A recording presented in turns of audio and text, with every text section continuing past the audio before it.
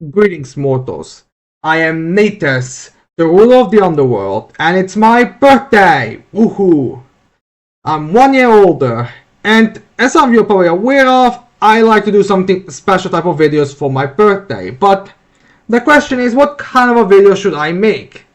But then I remembered that My Academia is releasing its final volume as well as it's starting its final season around the same time as my birthday. I think there's like a bit of a gap, but I think it's also like one of those couple of days, like probably you can count on your hand.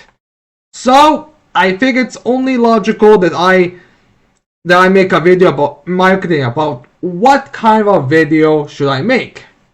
But then I remembered that Tomoshiraki is one of my favorite villains of all time. I was like, a tier list on the villains of My Academia. It was the simplest idea in the world, but it barely hit me. But yeah, anyways, now before we get into this tier list, before we get started, we should make a few clarifications. This isn't gonna be every person who is classified as a villain on the Wikia and we know their names or their general sketches. Because many of those guys barely get anything of substance, and some of them are pretty much the same as the villains who don't get names. Because they don't really do anything.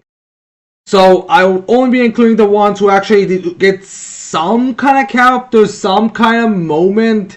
Like the bare minimum of, actually standing out. So those are going to be included. I will also be including the movies as well as Vigilantes, although in Vigilantes case I'm mostly focused on season 1 since season 2 hasn't come out yet and I didn't follow the manga enough to be able to put them all, but I do generally know a couple of information about season 2, or at least the villain from Academia Vigilantes onward to Clipchamp. But anyways, that's the criteria that we're going on. The character has to be at least something, and we're looking at all of the forms of it, or at least the ones who have some substance. Since again, there is sketch information on a few of them. But anyways, we'll start off with basically one of those problem villains, which is Taikai Kaguma, I believe is how you say his name. I might be butchering it, but regardless, this is one of those. He is the spider advisor that is kind of like the one that takes over Spinner's role, or not how he takes over, but it's like he's the mouthpiece that the mutants in the Liberation Front are following. And I'm kind of surprised the guy just got his real name as being known for his villain name, because you'd think the guy who takes over as the mouthpiece and is basically meant to represent the political movements or racial movements, the people who use racial movements for their own benefit more than the actual issues that the groups are facing.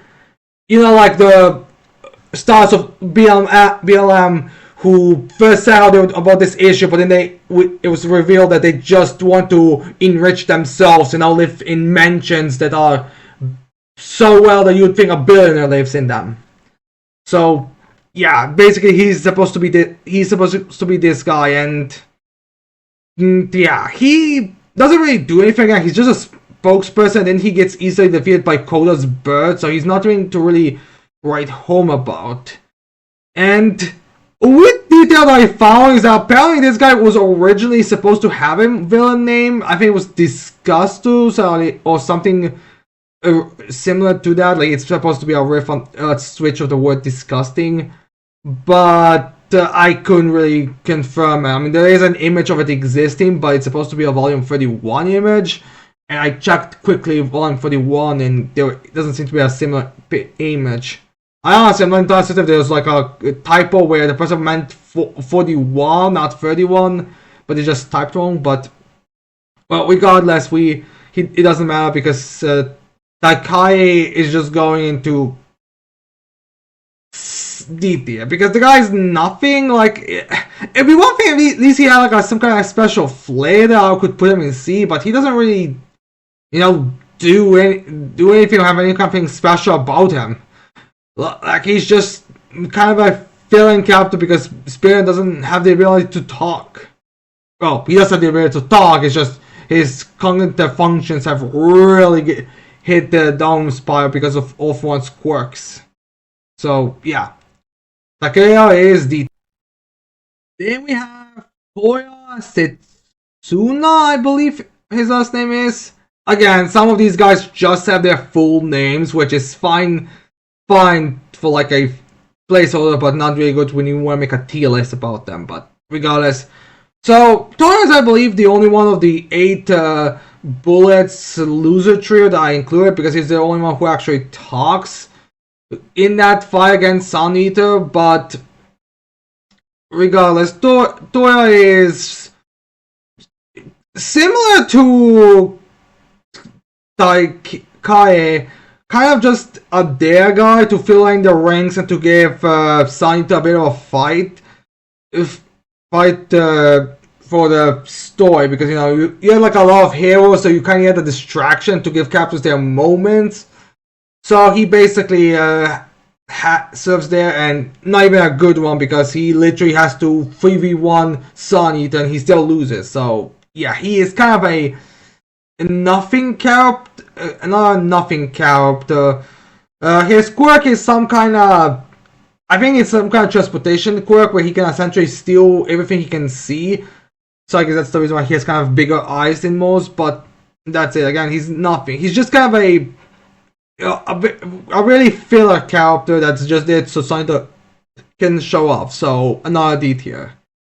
Then we get to Redestro. Oh, Redestro. Here's where we get to actual, proper villains who don't feel questionable. So Redestro.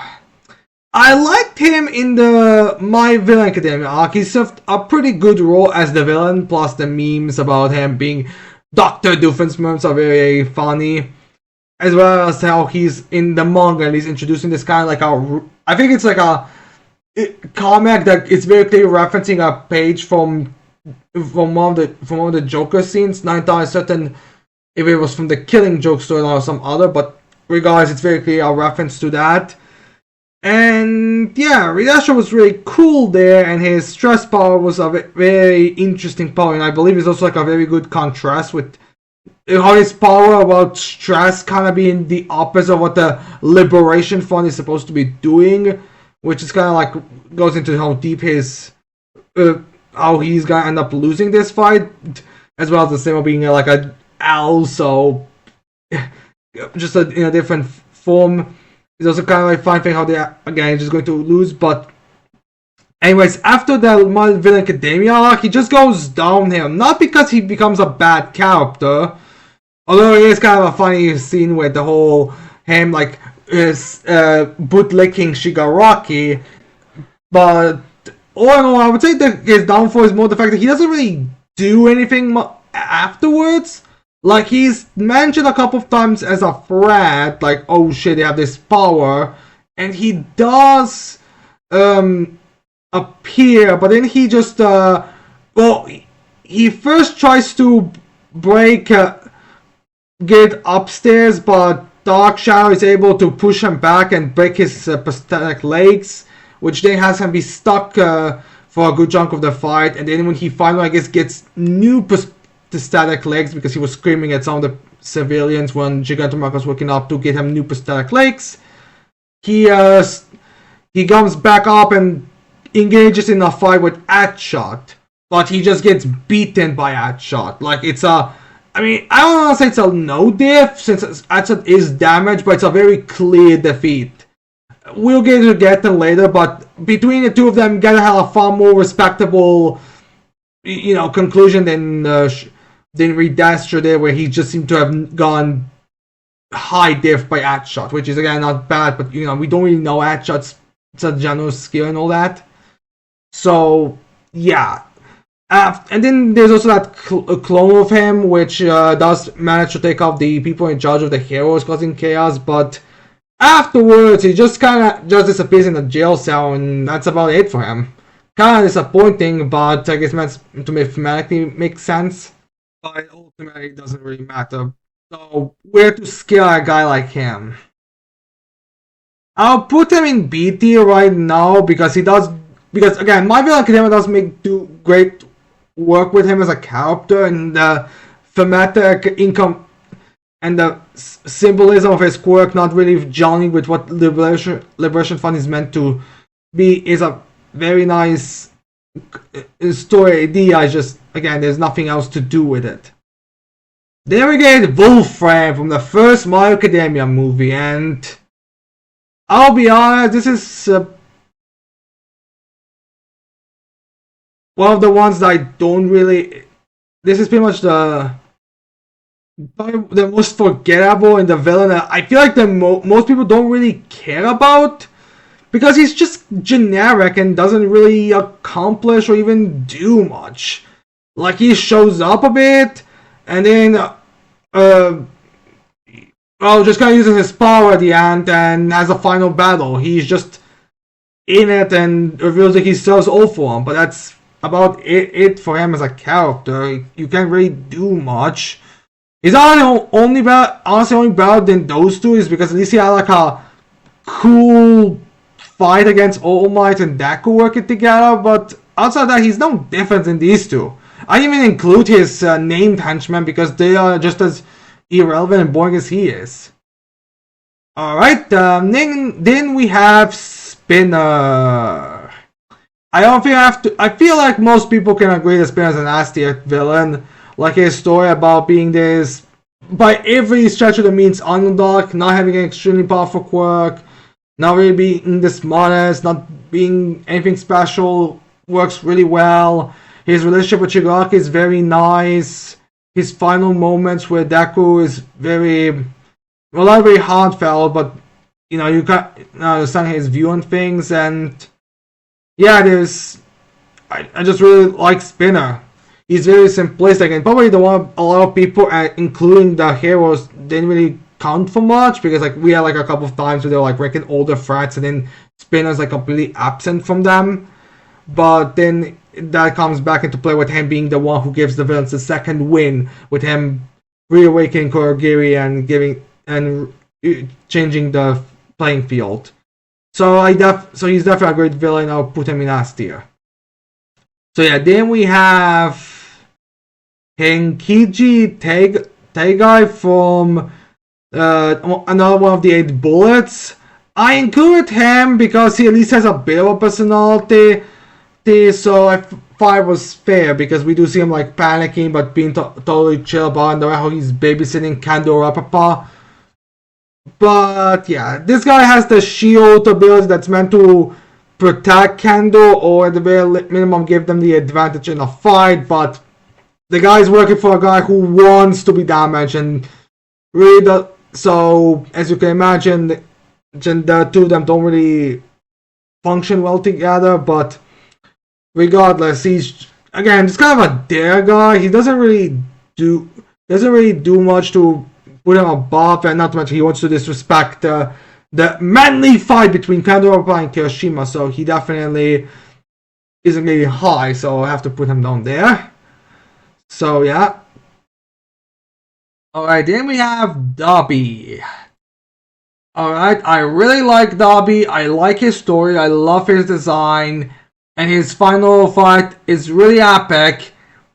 But one thing that really annoys me about Dobby is how his death is being treated, with him somehow being alive after burning his insides. Like, I don't think you can explain to me that ending of the fight without in any way where him not burning his insides is not the most ridiculous thing ever. Like, I don't mind the whole awakening race portion, of course.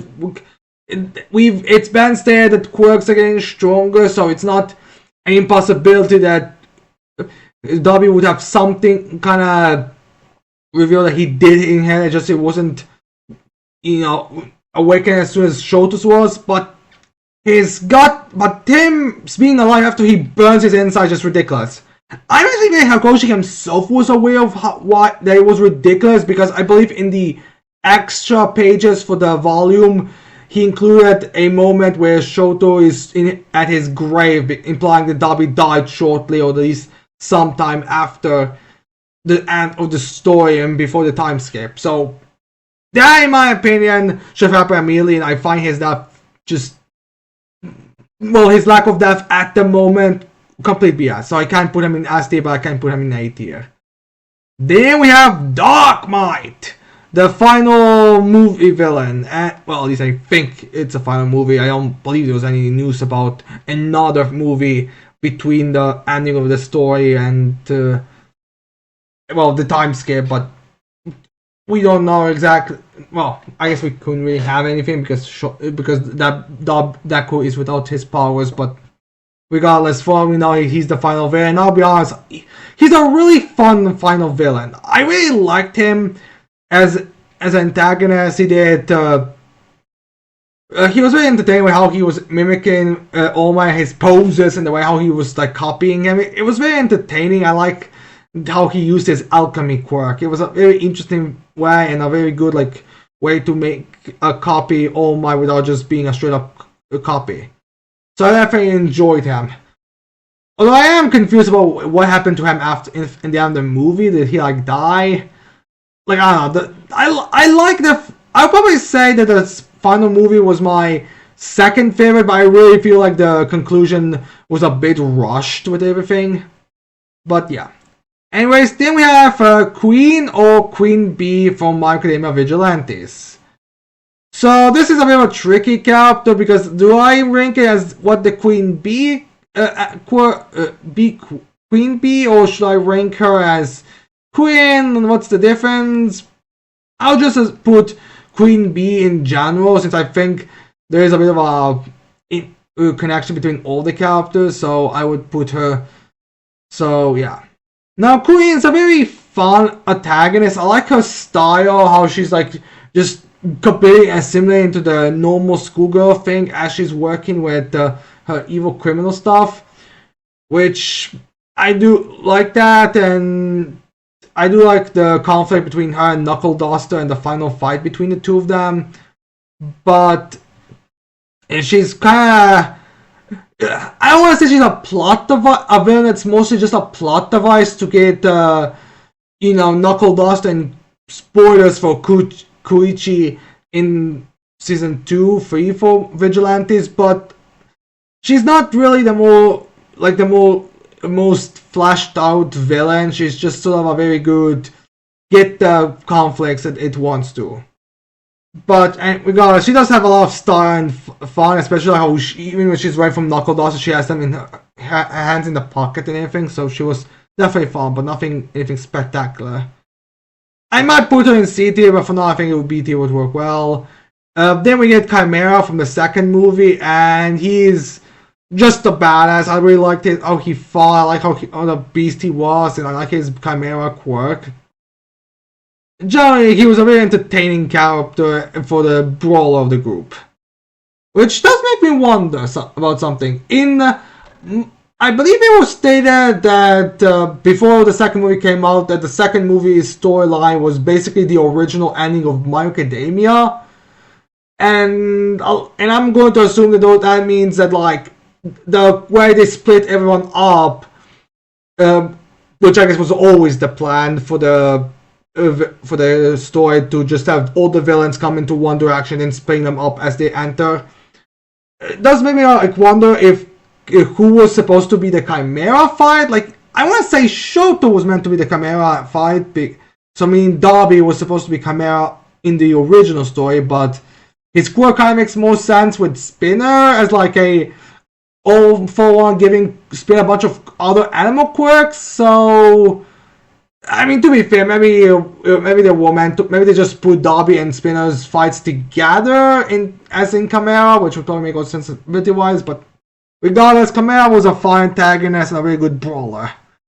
I think someone, Vocal Pineapple, I believe, made a little short, how one of the escaped convicts from Tartarus, well, not Tartarus, or was it Tartarus? From the prison actually looked like had kind of a similar silhouette as Chimera, but I don't believe I ever saw that. Like a little bit of a connection there. But yeah, Chimera was fun. Then we have Barrows from the third movie, and I just love Barrows. Like her design, her personality, about how fiercely loyal she is, and fun little thing. During the battle with the Serpentis against Bakugo calls out them as just being people, just being cowards who wanna survive the purge or destruction of the Quirk Society. But it's funny how he says that to them, but then he literally had then his first encounter with one of them literally has him encounter a member who's so fiercely loyal despite her having a quirk that she kills herself, or at least looks like she kills herself. It's kind of like one of those vague deaths where you don't see blood or the body getting ripped apart or even the body laying or anything. It's just like she basically throws herself out of the helicopter, but then the helicopter crashes, so did she get crushed by the helicopter explosion? But regardless, it is a cool way for her character to die and all, which is kind of funny since she's very clearly meant to be like a reference to Lady Nagant.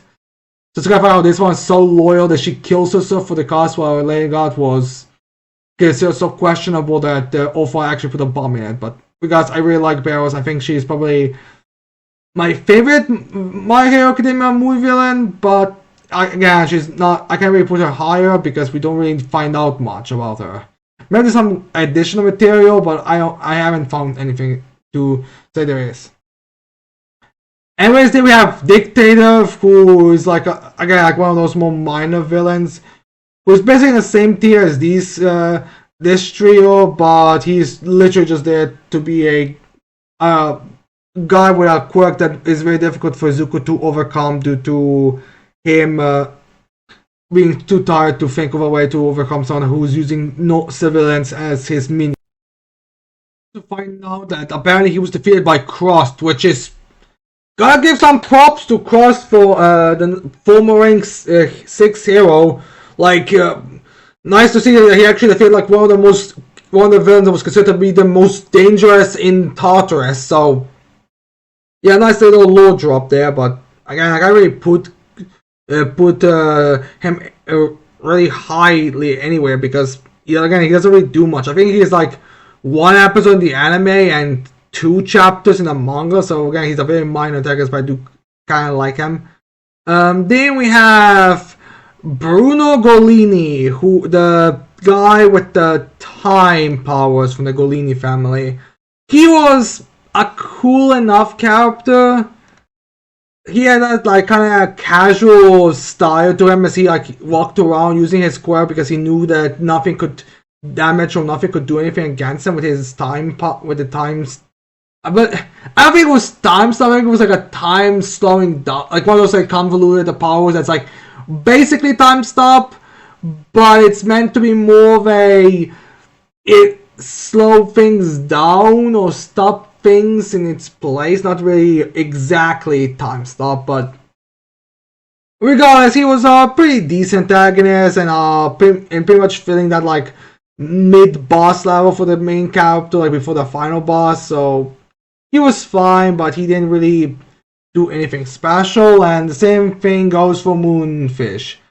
The guy is a creepy bastard with a bunch of teeth going anywhere, but can't really say much else about him. He's a very nice nightmare horror villain who got taken down by Tokiyami in the training camp arc, and then he sporadically appeared in the Prison Break as well as in the final war, but he got literally nothing to him. I don't even think he was actually ever shown the fear of arrested. I think it's just he's shown he's there with characters not even referring to him specifically. I think they just say something oh, they also have some powerful ones there. And then he just gets off-screen defeated and arrested, presumably. I mean, I'm saying presumably because they said they are overcoming everyone, so I'm assuming they did. So yeah.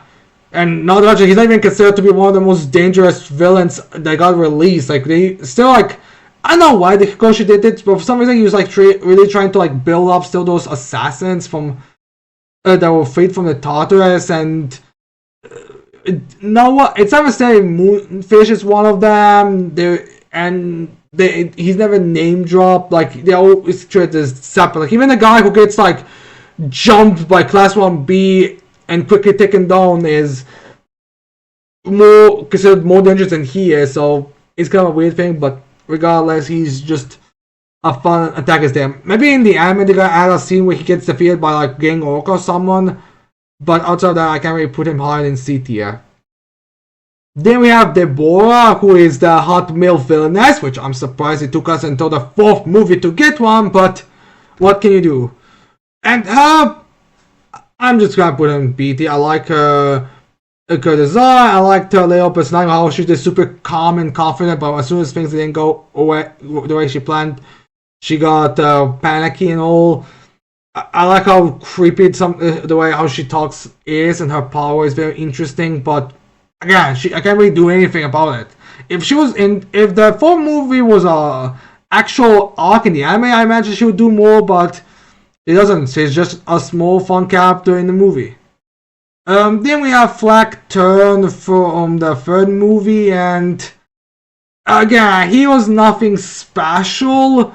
Like, he wasn't bad like Wolfram, but he wasn't really anything. He was just kinda there. His whole conflict about, because of his quirk being repelling everything and everyone, has basically said that he couldn't get any kind of real connections, which is odd because he managed to get people to be so devoted to him, to a point of them wanting to get rid of change the society, get rid of everyone that's quirks. It's kind of a weird thing, but I guess maybe he got more of there was more manipulation than actual connection, because like we get this like sad story about how everyone rejected him, like his parents rejected him, his classmates rejected him, his girlfriend I think rejected him, but we don't really get enough of a personal character of him to know if this was because of the quirk or if this was just him having a very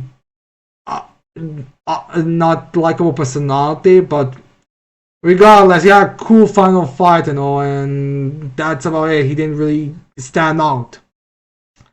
Then we have Magne from Magne, and she was pretty cool, fine as a villain. Like, she didn't really do anything. Her design is just pretty bland, all things considered. I guess that's maybe the purpose behind this design, but it just kind of, doesn't help her stand out. And her magnetism power isn't really used. Well, it's used and does get used for some interesting potential, like repelling one of the members to like follow, to capture Kotsky when he's in the air, which needs to get prevented twice, once by Mountley getting away, and then the second time by Torino interrupting. But Magne doesn't really do anything, including just kind of is there. I guess meant to be like a character who's liked and not by the league to a point they would be upset about her death, but it's just nothing really. Can't really put her above CT, honestly. Then we have Gentle Criminal, an A tier villain. Now, I know a lot of people don't like him, or really seem to don't like the arc that he's in, but he's actually a pretty cool villain with a lot of like purpose. Like, he's like one of those villains that's meant to like be more of a nuanced type of villain, because like villains up until this point were kind of, you could tell there was some deep trauma, because we consume so much of this content that we all kind of predisposed to be preparing ourselves for some kind of tragic backstory with Darby, tragic backstory with Toga, tragic backstory with Shigaraki. But in the story itself, we didn't really have a case like that. They can't really think about it from that perspective, with Gento being the first one who's like really like truly meant to be that type of character. So I really like him for that, as well as his connection with her brother, how he at first just saw her as a fan and then didn't want her involved, but then she saw with all the effort she was putting in, he started to let her get involved, but still didn't want her to be a part of this. So it's a very sweet like little romance that they share, and I also do think he's a pretty cool fighter. Like, he can't beat Izuku, that's very obvious, but the guy did manage to defeat like an entire president basically on his own.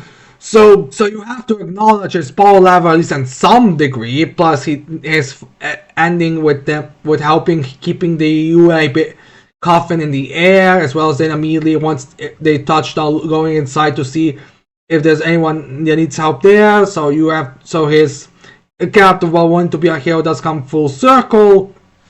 Also, just like his style, his whole classic gentleman who drinks the so absolutely that he even needs to like add it in to his scheme. Like he actively had to scheme to make sure that his tea time would come before his crime. So I do like him as a character. So yeah, I would definitely put it. Would I put him in S tier? No, I'll keep him in the 80. I'll keep him in 80 for now. Maybe I'll change at the end. Then we have Getten. Another character who I like, but he doesn't really do much. Like his little conflict with Dobby was a very interesting in the My Villain Academia arc, especially in the payoff we eventually get about him being a relative to the Todorokis. Not a direct. I think even Ray, he's there to be like a branch family or something. Like he's like a distant, maybe like a cousin, or maybe a cousin tries to remove something. Like he is connected, but he's very minimalistically connected, which is fine. Makes sense. His design afterwards does look like Ray, but unfortunately, he doesn't really get much explanations outside of that. Like it's clear that he was meant to be something, but I don't know if it was time or maybe Hirokoshi didn't exactly decide to, or didn't exactly know if he wanted to make Getten a part of the family drama, because I mean the dude spends the entire My Villain Academia arc until like the big meeting completely hiding his face entirely, and even then when he does have his face revealed, it's not like he comes back to Dobby. I don't think Dobby even learns that these two they're technically relatives to one another.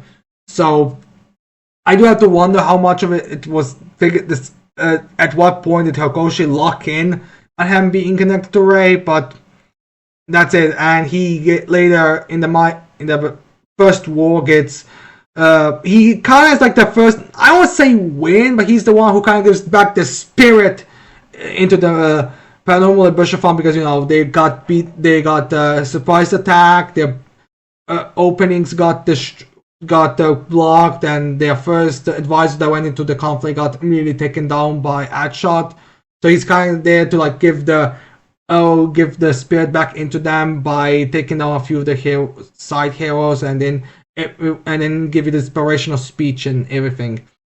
So yeah, he's kind of there, but then he again just sort of is reactionary, and Samantha's goes up against him, which the fight ends off screen, but the two of them both kind of knock each other out. Like Samantha's is pierced with his eyes, while Getten is cemented in cement. I'm not entirely certain if this is like one of those things where the two of them, if Getten could have done more, if because his quirk is not actually like eyes itself. He manipulates eyes and he can make more eyes. So this makes me kind of wonder if in more ideal situations he would have more eyes, because like this is like what eyes made from pipe water. So it's kind of hard to say, but regardless, he gets imprisoned and just is away from the story until like the Dobby story comes full circle kind of moment. So, and he seems to have kind of become friends with Samantha, with Kompreska, so I guess he's somewhat connected. So that's how Skeptic is, but regardless, there isn't really much else to say. Then we have Gigantomachia, who I have to put is another like a decent enough B tier villain. I like the simplicity in his design. Really kind of, you don't need anything crazy when it comes to a giant Titan Destruction Force type of villain. So I think his design, while generic, does work really well, especially when he activates his quirks, where he has that like those goggles to block his eyes, as well as the extra long fingernails or whatever they're called. I think we do know the names of every single one of Gigantomachia's quirk, but I cannot remember them on top of my head right now, or the volume that they are all listed on. It's probably in the first war period. But yeah, he was very fine, and his little like kind of like a animalistic nature worked pretty good. But unfortunately, he doesn't really do anything. Like there's so much build up for him, but then I mean, not saying that he's not powerful. I mean, I think the story itself like demonstrates how powerful he is. It's just, like you have him just after he joins the villain, he just sort of sits until Shiraki awakens, where he then starts like just rampage towards them, but then he has like a few side things that distract him, but he can basically overcome everything until like it finally takes until the knockout finally takes effect, where he's again put off the story a bit until the villains free him, and then Shinso brainwashes him, and then they go into All For One, and then Gentamakia realizes that All For One's kind of just stuck in BS because he left them again. So then he loses his loyalty, and then All For One, I guess, just kills him? I think at least happens. I mean, he went with a laser through the torso, so I'm assuming that killed him, because also I don't think they mentioned what happened to him afterwards, and I'm assuming if they did, if he was alive, they would probably mention what happened with the giant titan. I mean, that is his normal size, so it feels kind of weird that they wouldn't mention if he was alive, but regardless, he was just decent. Then we have Giron, another character who's there in the story quite a bit, but doesn't really do anything. Like, he's basically the broker, he's the one that has information, he's the one who brings the members. And he was fine enough, like you can see why he would kind of form connections with Twice and everyone. But after the My Hero Academia, he doesn't really do anything. Like, he's shown a few times with the Paranormal Liberation Front, I think in their first meeting, and then another time when when Twice is thinking of all his friends, where he's, I think, revealed that he is also in the meetings, just as one of the side guys. But he doesn't really he doesn't get anything else. Like, it's not real. He got captured. He doesn't reappear in any way. He's just gone from the story, probably because there's nothing that he can really properly do after at certain point, so he just kind of forgotten, which is disappointing, but it is kind of true. Alright, then we have Chronostasis, Overhaul's right-hand man, who is probably like one of the more disappointing members, because the dude is, he's clearly meant to be the right-hand man. That's even how people treat him, but the guy doesn't really do anything in the story. He doesn't, I mean, until, like, he doesn't even use his quirk until, like, at the very end, where he was already almost knocked out with, I think he uses his quirks on either Aizawa or Mirio to get, like, a couple of seconds of advantage, but he can't do anything else. So, yeah, even his face was kind of like nothing. He's just sort of there. So I have to put him in detail. It's just nothing special. Twice, another easy ass tier. I mean, I don't think there's much talking. People like his tragedy. They love his quirk. They love his personality about saying two opposite things or more things. Love the little joke about him. Wait, wasn't he supposed to overcome his trauma? Because now he looks like he's just doing. Now he just seems to have more issues. I like that little thing as well as the tragedy about him always bringing people into the organization that cause the League of Villains harm. So I like that, especially his final death with Toga hugging his copy. That's a really nice tragic stand-off for Twice, so obviously I have to put him last tier. Then we have Hoot, who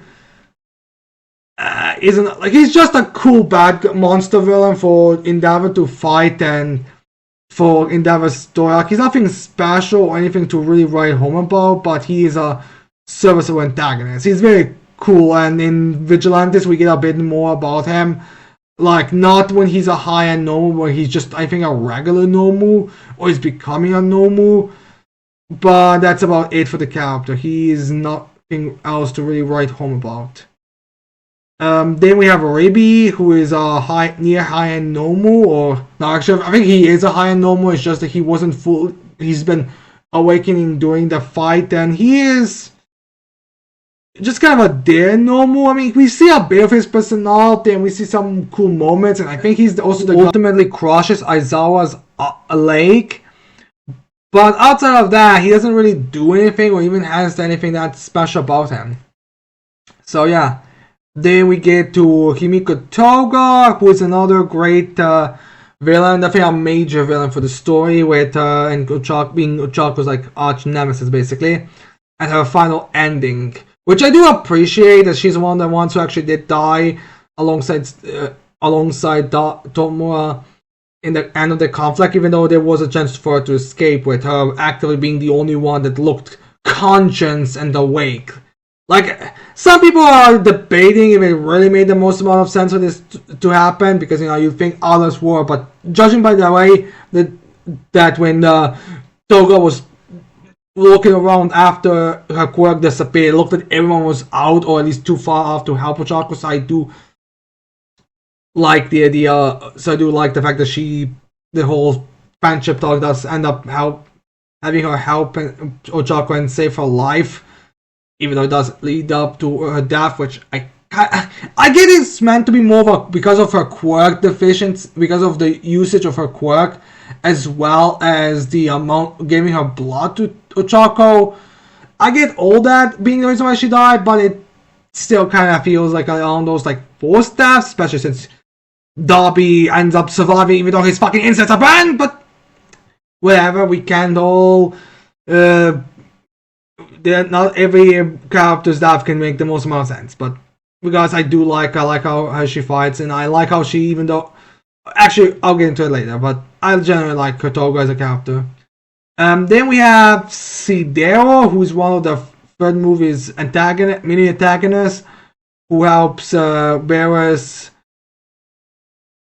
who just helps Beerus to capturing eliminating Izuku and the companion for the movie, and he is just there. Like, I kind of just want to put it like he's nothing special. He like makes these little marbles that she uses as weapons because I guess Beerus didn't restock her arrows, but or because his powers would be more. Actually, no. I think that issue comes later. The actual issue is the fact that her arrows do not have the range or on special arrows, so she can't really do much with them. So he gives him his little like balls to like enlarge them later, and yeah, that's about it. He is a really nothing character. He's just kind of there who immediately folds once he's upper handed, and I just which I gotta be honest, if you immediately gotta fold as soon as you restrain, you really do deserve to be killed. Like, I do not blame Barrows for, I'm presuming, killing him. I think he's meant to be killed, but I think it's just that arrested. But I don't really think Eros was actually trying to kill him, and I do feel like he died. I mean, like they do like immediately fold it. Like, again, movie, so there's probably like last time, but still, it just feels like dumb. Then we have a woman. Well, put in BT, because she did have she has a pretty unique design for a normal, with her having like this like weird skull crown, as well as a little like her brain being the one that's like the most awoken the fastest, with her being able to talk and critically analyze the quirks, like look at alright, let's see, this one lasers, this one's like kind of shield, this one this one has to be has to have a eraser quirk. What kind of eraser quirk would he have? I need to get away to see exactly the limit. I'm off his range. Alright, he can't use his quirk. I have my quirks back. I'll use them now. I also do like how the fact that she goes against Endeavor or Guna, and then Lockrock, and quite a few of them before she gets killed off, which I'm kind of surprised she didn't get to escape, but I get it. The normals were not the main focus on the conflict. Like, there's even a moment with Dobby at the beginning where he says, ultimately speaking, it's the ideologies that are gonna be the real conflict, not the powers. While he's saying that we see a picture of like a near high normal, so it makes kind of sense, but still kind of disappointed we don't get to see more of her. I think some people will theorize that she might be Nana because of muscular woman thing, but I never saw it. It was just kind of a fun theory, but whatever. Although it's kind of funny how would you could just name some woman. Like the US get some kind of names related to their powers, or at least some kind of clothing aesthetic to them, but she's just like woman. I'll put like Aquarius or something, but whatever. Now we go to Kurogiri, which... So, what can I say about Kurogiri? He was a very interesting character, although I did kind of feel a bit weird about all the revelations being... I don't want to say out of nowhere, but it definitely could have been revealed or at least hinted at a bit earlier, since I don't think there's like a moment where it's like anything special. Like maybe I think this might be a little bit of a comment to Aizawa, but I don't think there's anything that could really be taken with substance. Also, the weird thing about having him his origin with Aizawa and Present Mark being completely, well, being completely from a different manga. Like in the anime, like in My Academia, we don't even learn how he died or anything like that. So it's kind of a weird detail to have it in the Vigilantes, but whatever. And anyways, I also like his design and his power sets about warping, although he does feel like he falls into that teleporting role where they are essentially just kind of plot device to get the villains out of it, but to be fair, he gets taken out of the story pretty quickly of Fixer, so I guess there is some logic behind that, but still. And yeah, his whole little conflict about being Shirak, well, being Kurogiri and Shin, I believe. I'm not entirely certain. And not knowing which one he is, what he should do, but ultimately just decides to go back to his very core, which is to help people. So even Shigaraki would be helped in that sense, and him putting Present Market Aizawa in safety is also kind of evidence of that. So yeah, he was definitely very confident, but nothing else good to say about him. Again, he's like kind of like he has nothing to really make him go into A tier. Then we have Daoma Ujiko, and I'll just have to put him in trash. Like, this guy feels like one of those characters who's like extremely plot devicey. Mostly because he doesn't really have anything to go, there's nothing really to make him stand out. We first have him set up pretty early on, but then he disappears for the story until the My Villain Academia arc. His connections with Izuku being a doctor told him he doesn't have a quirk, or the fact that one of the Izuku's childhood, well, not friends, but bullies, or Baku's childhood friend is his grandson. I think it was said to be grandson. Is completely, it doesn't go anywhere. It's just a flying no. It's not even addressed either by him or the police, so it's kind of a weird thing to be introduced, but it not coming into play at any point. Like, it's not like they discovered it. Like, it's not like there's one of the evidence that they used to discover who he is and stuff. It's just all just dropped. So it's kind of weird, and also he doesn't really have enough of the charisma that mad scientist villains are supposed to have. So again, I can't really put him high for that.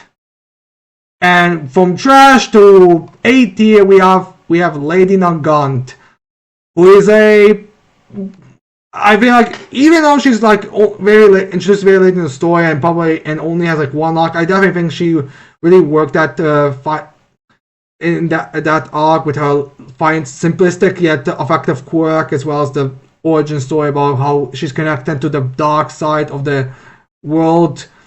And generally, I like the full circle moment with her, even in the places she's in, decides to help Izuku by ripping Shigaraki's limbs off, so he doesn't touch the ground, to give him Izuku a bit of extra seconds to get him out, to get into the safe zone with Shigaraki into the air. So definitely like her, especially the way they did to fight with her having some charisma, where he basically gives him the stare that she gives Izuku here. So she's definitely a very fun character for the small amount of time we have her, and all the effectiveness it has. So yeah. Then we have Overhaul.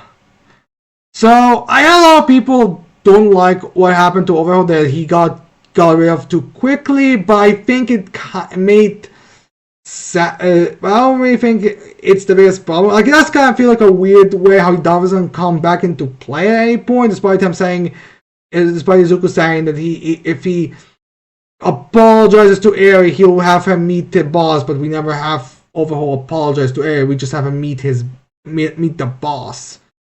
Especially since it's revealed he does have a use of his quirk, but he doesn't use it ever. So it's kind of a weird little thing about how he's returned, but I guess it's probably meant to be like a thing where Izuku is meeting his old enemies to see what kind of effects they are and how he now views them, which does make sense, but again, I get why people are disappointed in him, but then again, he is one of the more pure evil type of villains, so it doesn't make sense to also have him and Gentle having the contrast. So you have Gentle, who did decide to change, he did decide to help, he did do good for the world, but then you have Overhaul, who didn't do anything and didn't decide to really change, just still have his ideals, just he couldn't complete his mission, and instead he just ended up getting judged for the rest of his life, for the rest of the life of his master, for the things he's done.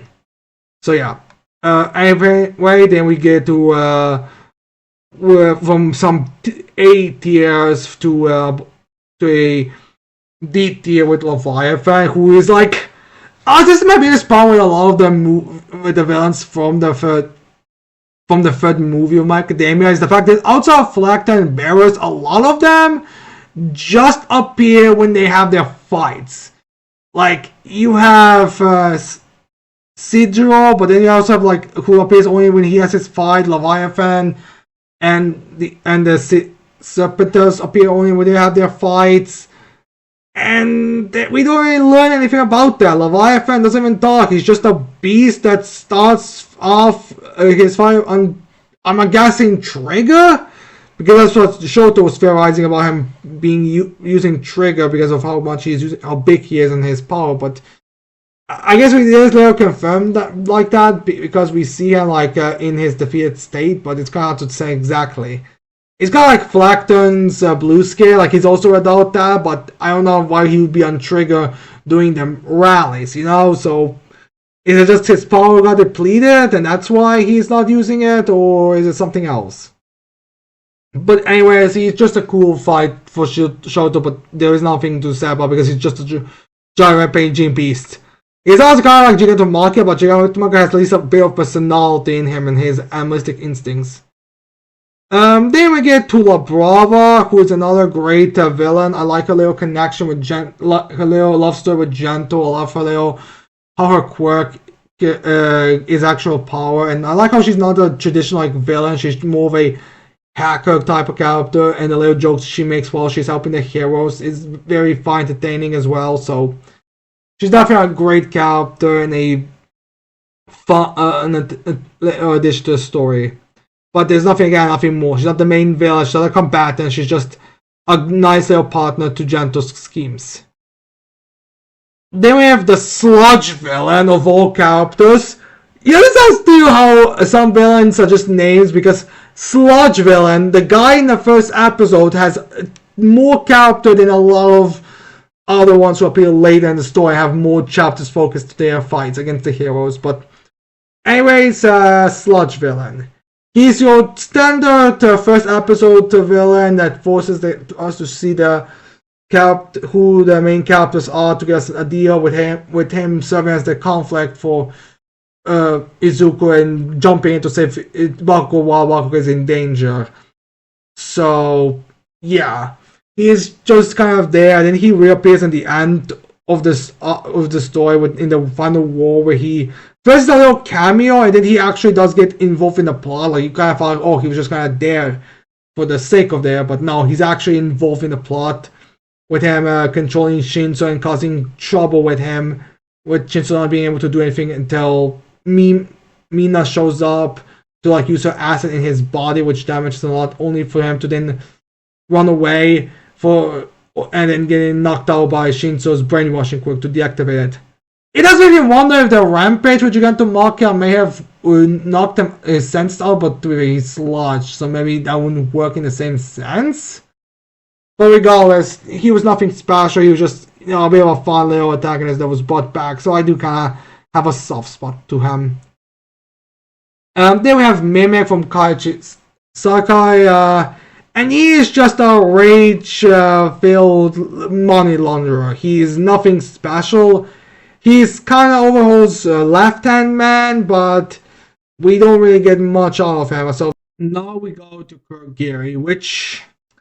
So, what can I say about Kurogiri? He was a very interesting character, although I did kind of feel a bit weird about all the revelations being... I don't want to say out of nowhere, but it definitely could have been revealed or at least hinted at a bit earlier, since I don't think there's like a moment where it's like anything special. Like maybe I think this might be a little bit of a comment to Aizawa, but I don't think there's anything that could really be taken with substance. Also, the weird thing about having him, his origin with Aizawa and Present Mark being completely, well, being completely from a different manga. Like in the anime, like in My Academia, we don't even learn how he died or anything like that. So it's kind of a weird detail to have it in the Vigilantes, but whatever. And anyways, I also like his design and his power sets about warping, although he does feel like he falls into that teleporting role where they are essentially just kind of plot device to get the villains out of it. But to be fair, he gets taken out of the story pretty quickly of Fixer, so I guess there is some logic behind that, but still. And yeah, his whole little conflict about being Shiraki, well, being Kurogiri and Shin, I believe. I'm not entirely certain. And not knowing which one he is, what he should do, but ultimately just decides to go back to his very core, which is to help people. So even Shigaraki would be helped in that sense, and him putting Present Market Aizawa in safety is also kind of evidence of that. So yeah, he was definitely very confident, but nothing else good to say about him. Again, he's like kind of like he has nothing to really make him go into A tier. Then we have Daoma Ujiko, and I'll just have to put him in trash. Like, this guy feels like one of those characters who's like extremely plot devicey. Mostly because he doesn't really have anything to go, there's nothing really to make him stand out. We first have him set up pretty early on, but then he disappears for the story until the My Villain Academia arc. His connections with Izuku being a doctor told him he doesn't have a quirk, or the fact that one of the Izuku's childhood, well, not friends, but bullies, or Baku's childhood friend is his grandson. I think it was said to be grandson. Is completely, it doesn't go anywhere. It's just a flying no. It's not even addressed either by him or the police, so it's kind of a weird thing to be introduced, but it not coming into play at any point. Like, it's like they discovered it. Like, it's like there's one of the evidence that they used to discover who he is and stuff. It's just all just dropped. So it's kind of weird, and also he doesn't really have enough of the charisma that mad scientist villains are supposed to have. So again, I can't really put him high for that. And from trash to A tier, we have Lady Nagant, who is I feel like, even though she's introduced very late in the story and only has one arc, I definitely think she really worked that in that arc with her fine, simplistic yet effective quirk, as well as the origin story about how she's connected to the dark side of the world. And generally, I like the full circle moment with her, even in the places she's in, decides to help Izuku by ripping Shigaraki's limbs off, so he doesn't touch the ground, to give him Izuku a bit of extra seconds to get him out, to get into the safe zone with Shigaraki into the air. So definitely like her, especially the way they did to fight with her having some charisma, where she'll basically gives him the stare that she gives Izuku here. So she's definitely a very fun character for the small amount of time we have her, and all the effectiveness it has. So yeah. Then we have Overhaul. So I know a lot of people don't like what happened to Overhaul, that he got rid of too quickly, but I think it made But I don't really think it's the biggest problem. Like, it does kind of feel like a weird way how he doesn't come back into play at any point, despite Izuku saying that if he apologizes to Eri, he'll have him meet the boss, but we never have Overhaul apologize to Eri. We just have him meet the boss. Especially since it's revealed that he does have a use of his quirk, but he doesn't use it ever. So it's kind of a weird little thing about how he's returned, but I guess it's probably meant to be like a thing where Izuku is meeting his old enemies to see what kind of effects they are and how he now views them, which does make sense, but again, I get why people are disappointed in him, but then again, he is one of the more pure evil type of villains, so it does make sense to also have him and Gentle having the contrast. So you have Gentle, who did decide to change, he did decide to help, he did do good for the world, but then you have Overhaul, who didn't do anything and didn't decide to really change, just still have his ideals, just he couldn't complete his mission, and instead he just ended up getting judged for the rest of his life, for the rest of the life of his master, for the things he's done. So yeah. Anyway, then we get to from some A tiers to a D tier with Leviathan, who is like, this is my biggest problem with a lot of with the villains from the third movie of My Academia, is the fact that outside of Phylacta and Beerus, a lot of them just appear when they have their fights. Like, you have Sidro, but then you also have, like, who appears only when he has his fight, Leviathan, and the Serpentus appear only when they have their fights. And we don't really learn anything about that. Leviathan doesn't even talk. He's just a beast that starts off his fight on, I'm guessing, Trigger? Because that's what Shoto was theorizing about him using Trigger because of how much he's using, how big he is in his power. But I guess we did later confirm that like that because we see him like in his defeated state, but it's kind of hard to say exactly. It's kind of like Phylacton's blue scale, like he's also without that, but I don't know why he would be on Trigger doing them rallies, you know? So, is it just his power got depleted and that's why he's not using it, or is it something else?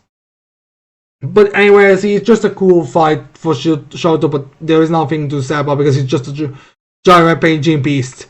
He's also kind of like Gigantomachia, but Gigantomachia has at least a bit of personality in him and his animalistic instincts. Then we get to La Brava, who is another great villain. I like her little connection with her little love story with Gentle. I love how her quirk is actual power, and I like how she's not a traditional like villain. She's more of a hacker type of character, and the little jokes she makes while she's helping the heroes is very fun, entertaining as well. So she's definitely a great character and a fun addition to the story. But there's nothing more. She's not the main villain, she's not a combatant, she's just a nice little partner to Gentle's schemes. Then we have the sludge villain of all characters. You understand still how some villains are just names, because sludge villain, the guy in the first episode, has more character than a lot of other ones who appear later in the story, have more chapters focused to their fights against the heroes. But anyways, sludge villain. He's your standard first episode villain that forces us to see who the main characters are, to get a deal with him serving as the conflict for Izuku and jumping in to save Bakugo while Bakugo is in danger. So yeah, he's just kind of there, and then he reappears in the end of the story in the final war, where he first a little cameo, and then he actually does get involved in the plot. Like, you kind of thought, oh, he was just kind of there for the sake of there, but no, he's actually involved in the plot, with him controlling Shinso and causing trouble with him, with Shinso not being able to do anything until Mina shows up to like use her acid in his body, which damages him a lot, only for him to then run away and then getting knocked out by Shinso's brainwashing quirk to deactivate it. It does make me wonder if the rampage with Gigantomachia may have knocked him sense out, but he's sludge, so maybe that wouldn't work in the same sense. But regardless, he was nothing special. He was just a bit of a fun little antagonist that was brought back. So I do kind of have a soft spot to him. Then we have Mimic from Kaiichi Sakai, and he is just a rage-filled money launderer. He's nothing special. He's kind of Overhaul's left-hand man, but we don't really get much on in charge of money and the little rage-filled moments he has, like when Shiaki goes to his pocket for something. Bucket for something he assumes is a weapon and knocks him down. Well, not knocks him down. He like just pushes him down because he's like he takes up form this like miniature like little puppet thing, but he's in reality like this very bulky. Well, okay, he's doing that, so it's hard to say that he's like bulky, but like he's a really physically fit adult man. So yeah, he's fun. The way he uses his trigger ability with him. Like taking over the entire base and changing it, making this into Mace is very fun, and I like how his rage is being used against him by Toga and twice, making him reveal himself and being defeated by them. But that's about it for him as a character. Like Kuros is at least mentioned, but he isn't being mentioned at all. But I do kind of like the little that he does have. Maybe if the arc was longer and we got it more to the characters, he might have been ranked higher. But as it is, he can be ranked higher than C tier. Then we have Mommy, who is from the second movie, and I have to put him in, C tier. Of all the antagonists from the second movie, he's probably easily the weakest, especially since he's taken down pretty early on with him being defeated by Bakugo because he's able to use his explosions again to destroy his wrappings, then just gets obliterated and is imprisoned for the rest of the movie. And he's also just a chaos seeker. Like there's not like a moment where it's kind of interesting. Like at least Slice, who's also a chaos seeker, at least has like a bit of a moment with her care and concern for 9, but he doesn't really have anything, so I have to put him in C tier. Then we have Sinohouse, who is another one. Like, okay, is his actual villain name a Sinohouse, or is that just the name of the group that he's leading? Because like the group's name is like Sinohouse Gang, but is that because of him, or is that just the gang itself? But regardless, he's just a minor villain to show off that that Bakugo and Shoto got their licenses, and they immediately defeat him in the fight. Because again, they're like nothing. They're just a bunch of like they don't even like this first scheme isn't even seeing anything of substance. It's just like pickpocketing a bunch of people. So yeah, he's nothing special. He's just a minor villain, but he's fun, especially like with his little appearance. Although look at him now. I do have to wonder if he's also a member of the Branch family, like with Gaten of the of Ray's family, but I don't think so. It's just probably just a unique, weirdly coincidence. Although to be fair, it is possible that the anime had no idea what to do with his color scheme. They just kind of through random colors to make some kind of sense for someone with Saiho's abilities. But regardless, he is briefly there. Then he's freed from the prisons, who is like then just used to kind of represent like what's going on in the world now. Like previously, you had villains like him, like needing to plan their schemes, needing to get equipment for their schemes, and going to rob. But now their curiosity has so fallen, they feel emboldened to just a few bottles of liquids is gonna be enough for me to power for me to like steal a store. Like not only are they going to battles less prepared, with less numbers, less equipment, and with less ability to use their powers, but they also are actually like leading Fane a lot of damage, because despite him not having an impressive quirk at all, and the civilians having weapons, it's like a mutual destruction. So yeah, he's just kind of there to represent like another villain that's more meant to like demonstrate something, but than anything else. But yeah. Anyways, then we get to I think our last major. No, we don't. We still have the leader, but I guess we have into our next major League of Villains character being Mr. Kompreska, who unfortunately is like one of those characters who again doesn't really get much in the story. Like, he's in the story a lot. He seems to be like kind of the villain character, but well, the casual chit chat character, but he doesn't really do much in the story until like his big moment where he reveals that he's like one of the a descendant of one of the three big criminals of history. A lot of stories, worlds with a lot of lore, they kind of like to randomly drop lines that are like connected in some way. Well, that's basically Mr. Kompraska's big moment, because in the first war it's revealed that in the Metal Liberation arc, the not Metal Liberation arc, actually the League of Villains arc, it's revealed that they are like, or maybe before, like at some point it's revealed there are like three big names, which is All For One, Destro, and OJ Hammer, who's like this thieved character. Like those are like the big criminals of the past in Japan, at least. I imagine America probably has bigger ones. It is the birthplace of heroism, after all. And basically, he's the descendant of that guy, and then he comments when Darby reveals that he is the son of Endeavor. Oh, how there's another impressive lineage in this group, referring to himself, Destro, and I guess maybe Shigaki as well. You can kind of like look at it from being the steward of All For One, or the predecessor of All Might for Shigaki. Whichever one you want to look at, he's probably referring to that one of those, or is it just him and Destro? Either one, he comments on that. And him being the sacrificial piece that saves the League of Villains, very nice.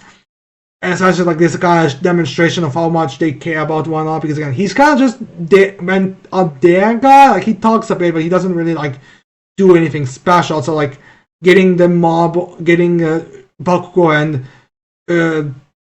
and Tokoyami, who's like this like big thing, like they're talk about how this group is line up so impressive, but then he immediately gets it, but then immediately kind of falls down because he doesn't really do anything else. But yeah, he's a fun little antagonist. I liked him. Then we have Muscular, who is another fun antagonist. His first fight with Deku being like the first time where Deku really had to go plus ultra with his quirk is very an awesome fight. And a little rematch is, I'm honestly not really a big fan of rematch, not because of the Izuku talking about like trying to like talk new Jitsu Muscular, because in that, I'm honestly that's probably the reason why a lot of people were criticizing Izuku because of his little attempt with Muscular, despite the fact that it literally doesn't work once you actually look at it. The actual characters like Shiraki and all those actual, big ones who are actually like pure evil, but regardless, and not to mention also his quirking, dysfunctional because of the shaking guy from his joke school. Because I feel like Deku could just work better if he just like no diff them with full strength. But regardless, Muscular was a fun antagonist to have. Anyways, there we have Kandorapapa from Kandorapapa. Not the last one from the Sakai for the overall group, and he's another fun antagonist. I like his little personality. I like his battle hungry personality. How he doesn't truly care about Overhaul or anything. He just like wants to fight, and the joy and the despair he has during the fight. Like, please stay up, fat guy. I won't continue on the fight. Also, the expressions on his face definitely work really well with it, because he wears a full mask, so it's kind of hard to see. But you get the emotions. Like in this battle here, you can clearly see that he has joy on his face. So he was definitely a very fun antagonist. I was really disappointed that he didn't come back. I mean, I kind of get it because he was our Kirishima only character, but I kind of wish that we got like a moment where he fought Kirishima, especially since Kirishima mentioned that next time that he meets him, he will be able to handle him, but unfortunately, we never get that moment. Although he does get a moment when he joins Knuckle Duster and Miracle against a incomplete Nihaya Nomu, so I guess there is at least that bit of him, but I do wish that he'll get a bit more. So yeah. Anyways, then we get Star Servant, who just, again, he's like one of those who just barely counts for this tier list. He was just an extremely minor character who's meant to be kind of a demonstration of how of the more normal hero activities the characters, the students are gonna be doing. You know, like Amelia conflict with Endeavor, Amelia responding to it as before it even truly begins, with the other three also immediately going into action. It's just kind of a moment to show this, like we're kind of changing what's going on, but outside of that, he's really nothing. His glass work is nothing to really write home about. It's just there to be like a hint that Darby is like doing something the back. Well, we later find out that Darby is planning something with him, sending Star Servant to cause chaos on Endeavor. But that's about it for him. Nothing really to write home about. They have Kunuit or Kunaro. I don't know how to remember his name. He's like the plant guy that was in the final war, the one that went up against Fat Gum and Oyama. He was a decent antagonist. Like he didn't really do much. Like his screen time is like a couple of chapters, maybe 3 chapters, of very briefly talking. He didn't really like do anything. Like he just was able to overcome everyone there except Oyama and Toro, who only overcome him because he didn't see Toro, and then Oyama was able to use his lasers past their limits to like be able to, you know, to knock him out. But that's about it for him as a character. And yeah, he was fun, especially the way how he kind of talked so otherworld, and his like little reactions when he saw Fat Gum's plan was very funny. But I can't really say anything else about him. He's just a funny old antagonist. Then we have Trumpet, who is the final. No, not the final. Who's one of the advisors. Well, not advisors. He's one of the executives of the Meta Liberation Army. The guy who's he's in charge of like the Feel Good Inc., who's meant to be like the ones who are opposing the heroes the most, but that doesn't really get used much because it's just kind of a random information that's being dropped in. It's like, because you know, like we have to have the reason why all of these are influenced.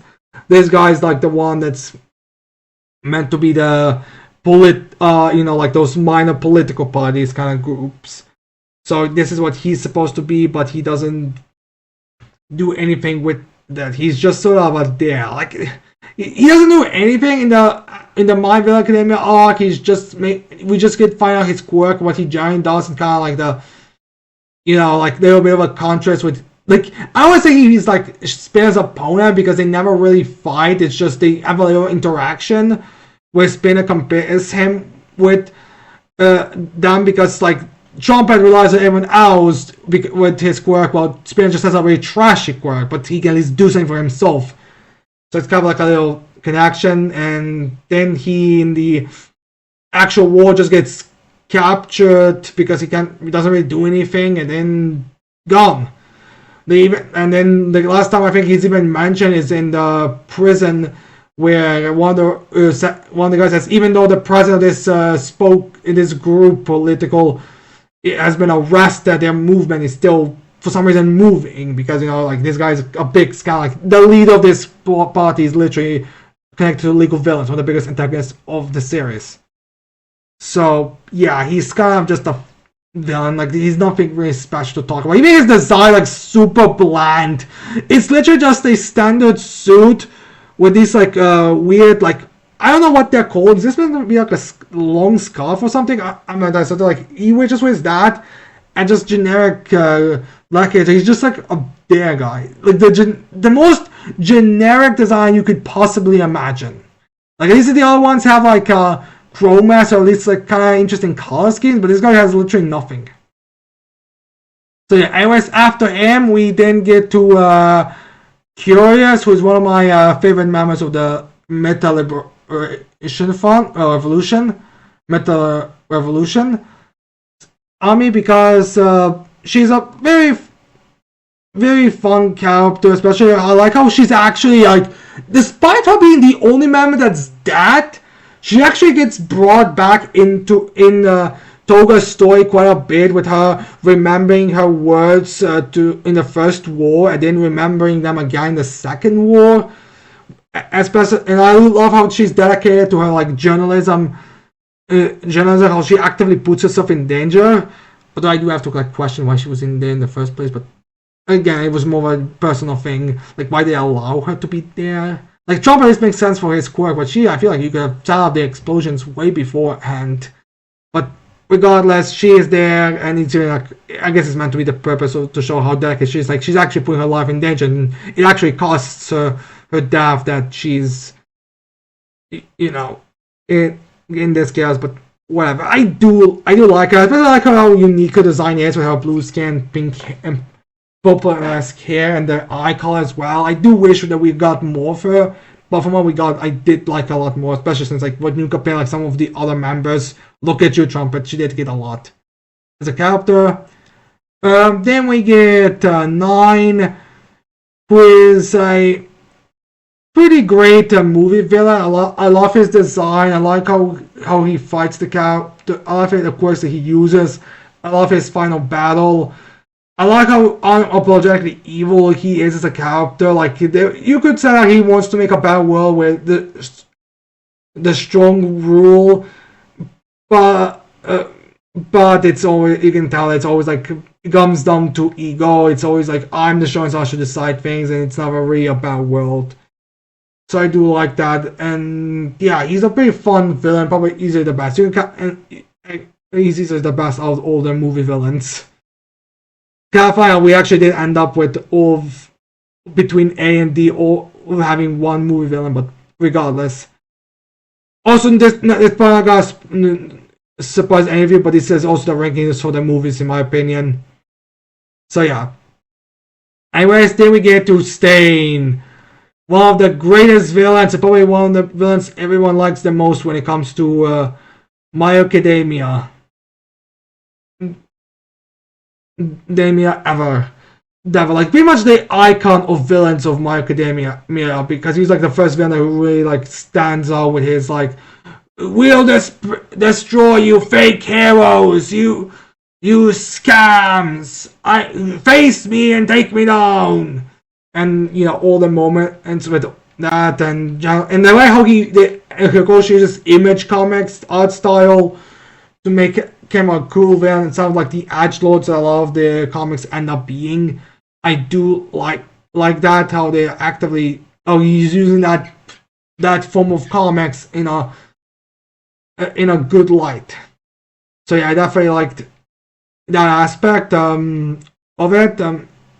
And design also is a very cool design. I'm not really a fan of design he has after he escapes prison, but I do like his story after he escapes prison with him reviving All Might, basically, with him giving inspirational, not indirectly giving him a inspirational speech about, and how he dies for All Might, so they could end up, giving a bad chance of beating Awful One. So I do like that, how his story goes and ends.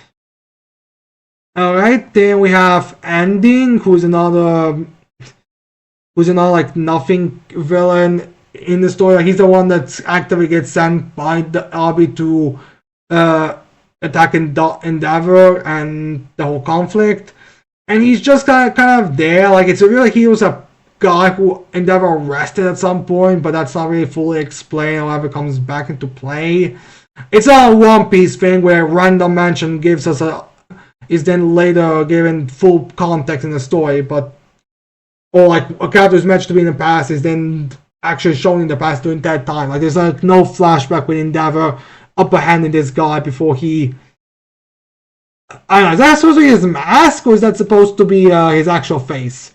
It's hard to say exactly, but regardless, Ending is just kind of there, and he's again nothing. He was kind of fun little rant and all, but and also the little jokes about having "No, my light" as Endeavor is having his like heart to heart with his son, but it is nothing to really speak about. So yeah.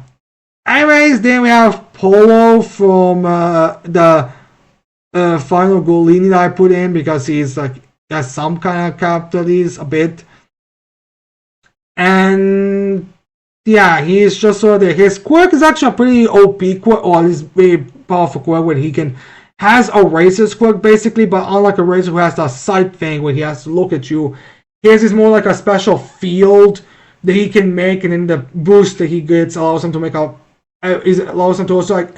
I think it's meant to make a field around himself that grants quirks. Like he makes a field, one big field to deactivate quirks, but then he makes like a small field in that field that allows people to use their quirks. But unfortunately for Paulo Gulini is that he has kind of a two-the movie, plus it probably goes into a similar kind of defeat that Deborah got. So he needed to be killed off after he failed against Izuku and the companion for the movie. So yeah, he's just sort of so yeah, he doesn't get much. Although I do like his design, especially his little like skits faces. And funny enough, this guy is actually meant to be a comic book reference to Fox from the comic books, you know, like that terrible trio group there where there's a fox, a shark, and a vulture, I believe it is. I know that the shark got changed to a hammerhead shark in the Batman, but the vulture thing stays the same. So yeah, he is a reference to him, which I'm kind of surprised by because all others are like the big names, you know, like the Riddler, the Penguin, the I think the Mad Hatter, but then you have the Fox, so it's kind of an interesting thing. But regardless, he's an okay character. And then we have the big man himself, the main villain of My Hero Academia, as of course, All for One. Yeah, I'll put him here. Like, I'm sorry, I know this guy's the main bad guy, and he's meant to be the big guy, but I just cannot take him seriously or like him that much. Most of his fun, he has a very generic design for most of the story. Like the only appeal about his design is the helmet that Darth Vader reference helmets that he wears. That's about it, but anything else is like nothing. To a point that in the final war, you can kind of tell that Hikoshi had no like idea how to make his design better, because he literally just has him get his suit out just so he can give it like a little bit more spice in color, and then just has him like wear racks. Like you can tell that he's nothing. The design was very bland to Hikoshi himself. And then we get to the how he is like. I mean, he's a very scheming individual with all of his plans and the way how he has like these hundreds of plans and preparations, and how nothing is really a setback, it's just a different route, which is a very cool speech and I really like it. But it gets to a point where it's extremely convoluted, which is again like one of those moments where Hikoshi himself feels like he's aware of it, how convoluted the schemes are. And I just don't like it when even a writer himself realizes how convoluted everything is. Because like, that's the thing, this guy is so much of a schemer that literally the birth of Shigaraki is because of him. I mean, there's no guarantee that Shigaraki's father would not have another child eventually, but it's just such a weird, like, it's just such a convoluted way to have him be, I'm behind everything. I mean, if Kaguya started a trope about there's always a bigger villain, then Ofon is starting the trope of the most convoluted schemes in existence. So, yeah, I can't put Ofon above anywhere higher than B tier. Well, I maybe want to put him above some of these other villains. No, I think this is actually pretty good. Like, also this is something ironic about Nomu being harder than he is. Alright, anyways, we get to the final 9 villains. We have number 6. Ironic enough, so let's go into him. And yeah, so again, like, I don't really know the most about him. I know general bits of him from the manga chapter, the few manga chapters I've read, and the few things, but again, I can't really say too much. But from what I've seen, he was definitely a very cool villain. Like, I like his the more hero, well, the filling the role for the hero kind of alpha he gets later, and like how his power is stolen from the Knuckle Duster, and how that's kind of a similar type of power that Koichi has, or at least the mobility aspects of it. Or it's like a thing where he is faster, but he has like less mobility. Well, regardless, I like the little parallels that these two have, which is kind of fun. Like we have the main sis with Shiraki and Mike in Deku have a parallel connection. They have Vigilantes, the way the main character, Koichi, and the number 6 have a parallel. I also like the little glob thing and the little scar here. Makes him very unique, but can't really say much more about him. He's just a very interesting kind of villain. Then we have Rogone, who is again like who's just a random adversary that's been put in the third movie, who's initially teamed up with Barris to get rid of Deku and that other kid. And he's just there. He's just like a giant red Oni. I wonder if Rogone and Sierra are meant to be like the red Oni, blue Oni, but because Sidra has like the horns on his mask and this grin he has can kind of be viewed, but Sidra doesn't have enough blue to be called the blue Oni. But regardless, Rogone is just there to be an Oni in a anime for Izuku to defeat quickly. And afterwards, I have no idea what happened to him. Like, I don't think he's meant to be taken as that. He just disappears. He also just feels like awesome. Kind of weird how Rogone was even in this movie, because like we don't get the concept up for him. We never see how he actually looks in his normal base form, despite having it. He just for more forms and gets easily beaten and then disappears from the story. Kind of a weird thing. I wonder if this was maybe he was originally planned to be the guy, but then Sidre. But then he didn't have a long range ability, so they had to go with Sidre. But regardless, he's a nothing villain. And I honestly can't say more about him. And after the most nothing villain out there, let's get into the most important villain in the entire story. And I think I've made my stance clear on Shiraki already. He's my favorite, one of my favorites, if not my, at least currently favorite villain of all media. I love his story, I love his design, I love his growth alongside Izuku. I love his ending, I love his little hand aesthetic. Little iffy about the All For One reveal to be behind him, but that's more of an All For One story issue than he himself issue. And I like the little final moments he has with Izuku and everything. So generally speaking, there's just nothing but praise for Shigaraki. There's nothing else I can say. I just love him in every aspect of him. Like if I made another tier just to showcase who's my favorite of all from the number 1, it would be Shigaraki. No questions about that. Anyways, then we have Shin, the final Sakai member, and he is just another trash villain. Like a trash villain because he's just a douchebag. Like this guy reveals it because he's able to like see his people's true feelings, and he's able to reveal all secrets. No one can lie in front of him.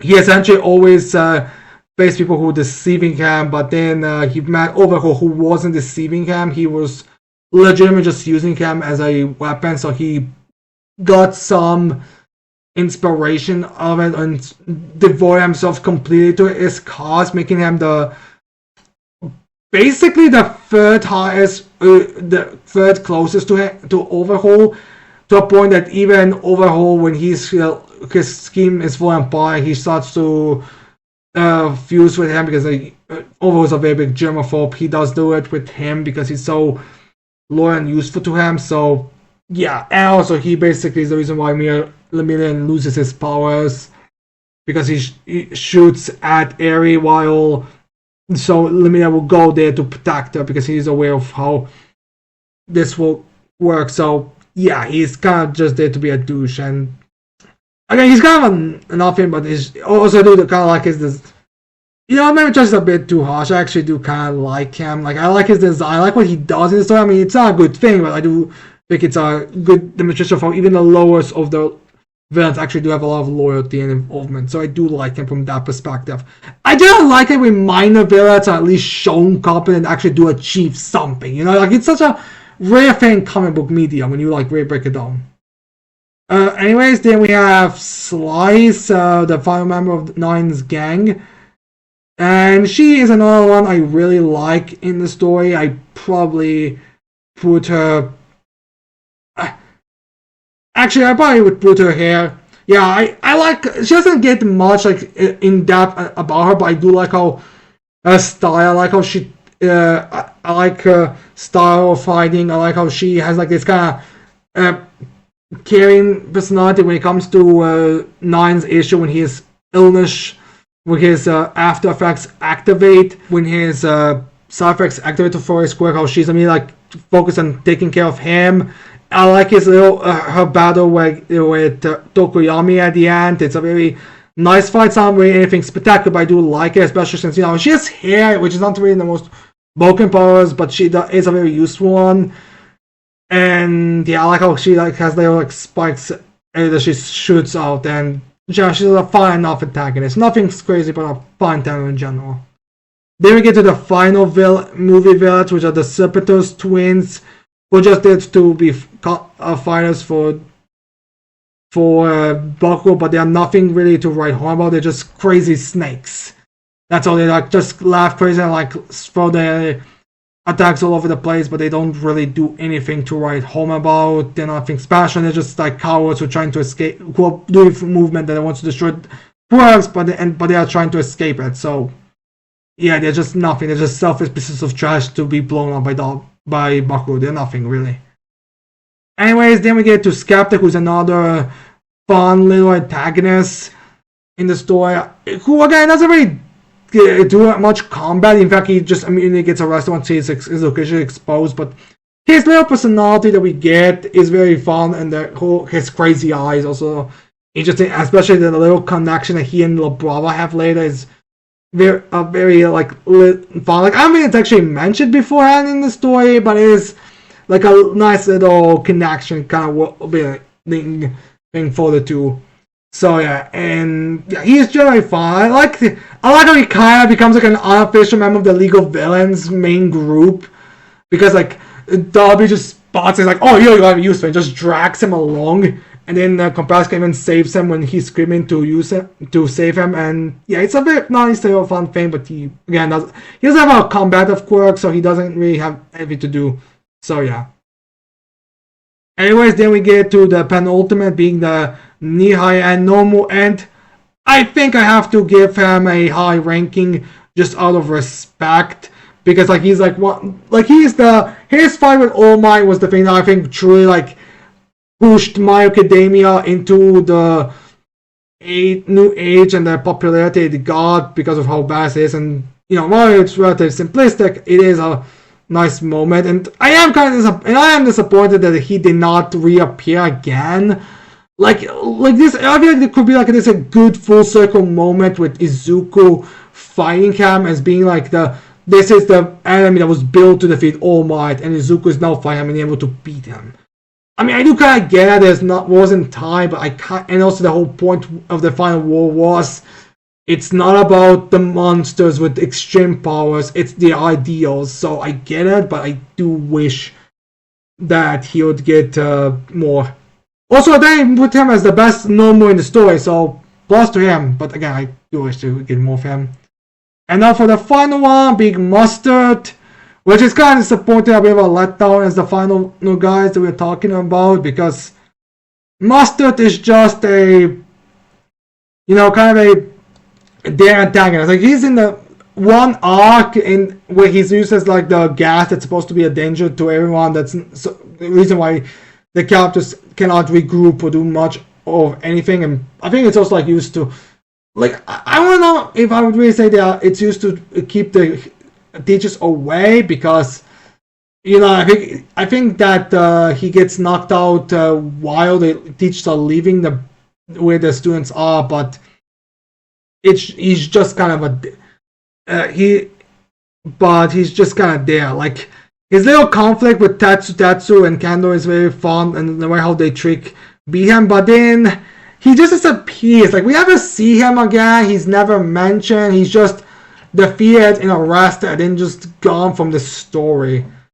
I do wonder if there was meant to be originally more to him, but then Toga took over his role as the prosecute student because of his quirk ability, but it doesn't really ever come back into play. It's kind of disappointing, especially since Moonstone, well, not Moonstone, Moonfish and Muscular come back, although I guess Chainsaw no also doesn't ever come back, which does make me wonder, where were all the Nomos being imprisoned, and if none of the ones who were already arrested were free, freed, so where were they? But regardless, Mustard doesn't come back into play, and it's just nothing. He has a cool design, but unfortunately he doesn't have anything to do. Wow, these guys are kind of like little C-tier League of Villains members list, but yeah, anyways, this is my list of Shigaraki at number 1, Twice number 2, Spirit number 3, the top 3 villains of My Academia, and this is almost and this is my top, basically my top 10. Shigaraki, Twice, Spinner, Gentle, Reinagon, Toga.